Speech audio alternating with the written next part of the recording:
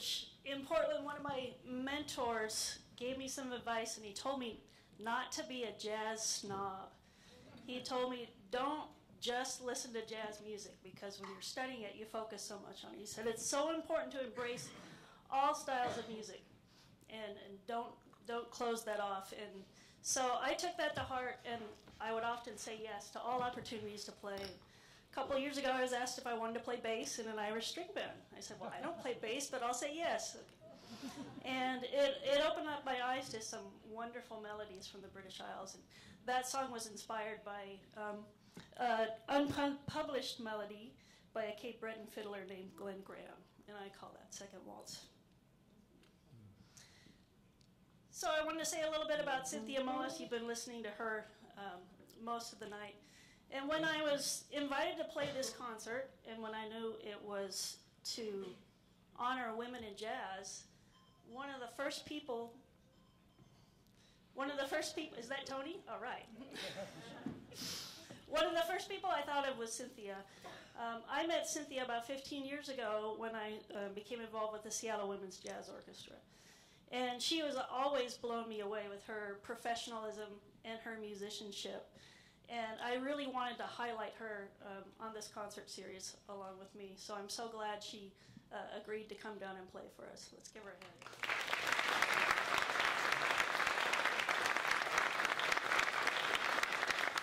So on each table, there's biographies of the musicians. Hopefully you get a chance to read so you can know more about each one of these fine musicians and some of their stories.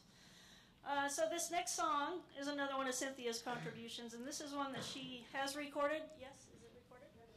Just recently with a Jason Parker quartet. Yes? Yes. And this is called You Know You Wanna. 1, 2, 3.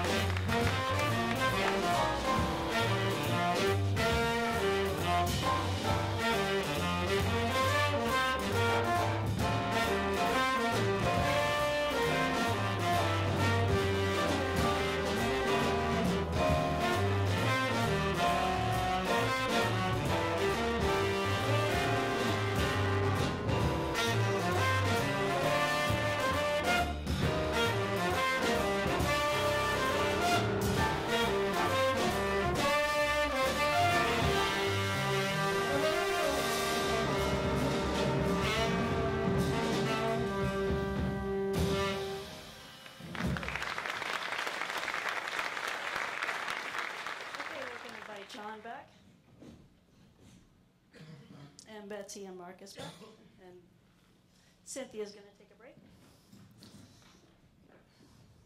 So there's a saying about composers. They say, good ones borrow, but great ones steal. And if you believe that, after you hear this next song, you're going to think I'm the greatest composer ever. So, Roy Hargrove is a flugelhorn player, and he wrote a song called Strasbourg Saint-Denis. And it's a song that caught my attention. It's really cool.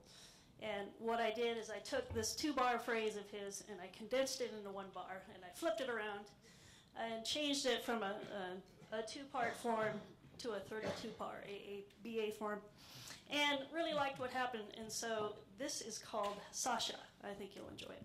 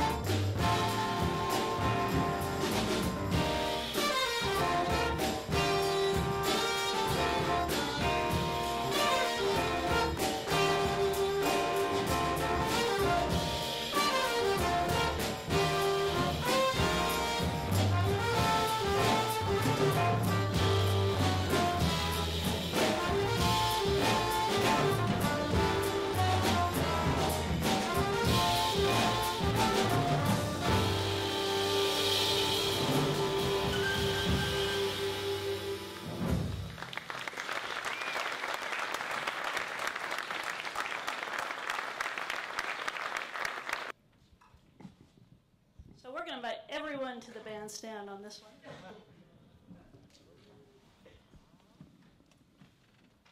So we're going to have Aaron Wolff come back.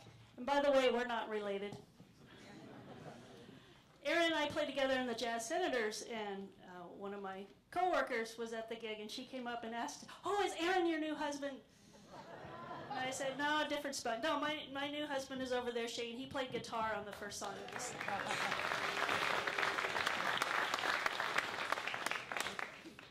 So we have one more song for you. But before I do that, I want to give one more round of applause for our band. On bass, Wayne Bliss.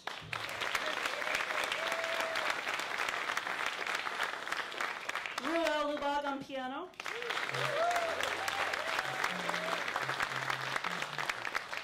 On tenor sax, Aaron Wolff.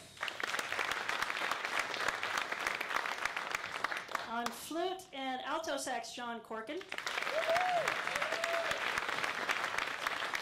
And I'm going to say a little something about John. John's been in the Olympia area for several years, and I'm kicking myself for not hooking up with him earlier. He got in touch with me his first year here, and I was so busy. I was like, I don't have time. And in this last year, we've been doing lots of projects, and it's been the most wonderful thing ever. And now John is leaving us. Unfortunately, those who don't know, John will be leaving the Olympia area to be closer to family in the Midwest. And so he's playing with us tonight, second to the last gig. You have one more chance to see him tomorrow night with Sour Owl at Bun Moore's. So John will be greatly missed in the Olympia area. Once again, Cynthia Mullis you started on flute and then tenor, and then I asked her to play soprano on that song, and now she's going to play bass clarinet on this next song, Cynthia Mullis. And in my opinion, the highly underrated Barry Caldwell. Everyone should know about Barry Caldwell. More people should know about Barry Caldwell. He's so wonderful. Barry is a consummate professional and a gentleman. I told him backstage he needs to solo more. He's far too polite with his solos, so he's done a great job. And I want to thank Betsy and Marcus for playing percussion. I had the honor of playing. Betsy was the first concert in this series, and I got to play on that. And she set quite a high standard that I tried to meet. So thank you for playing. I also want to introduce one more person who probably doesn't want to be introduced, but I can't help it. We have Jim Wilkie in the house recording the concert tonight. Jim Wilkie from KPLU.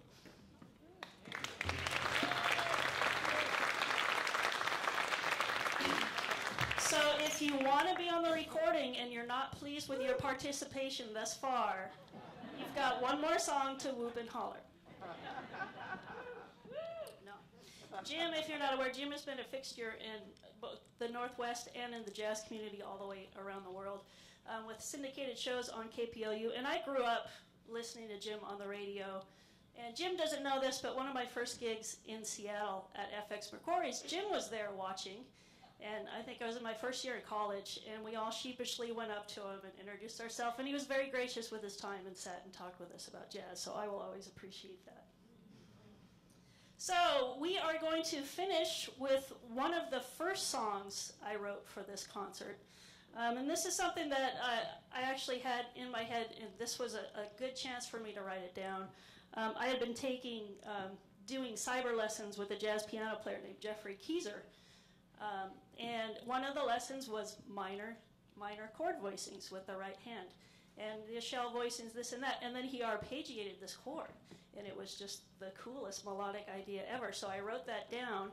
And then this gave me an opportunity to turn it into a full ensemble. And to use the voicings that I'm really liking in contemporary jazz today. So this is Fringe.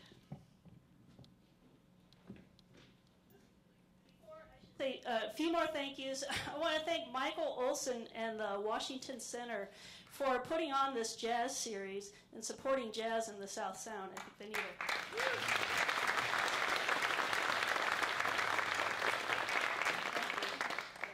And then a big thank you just to the Olympia jazz community. You really are like our 12th man.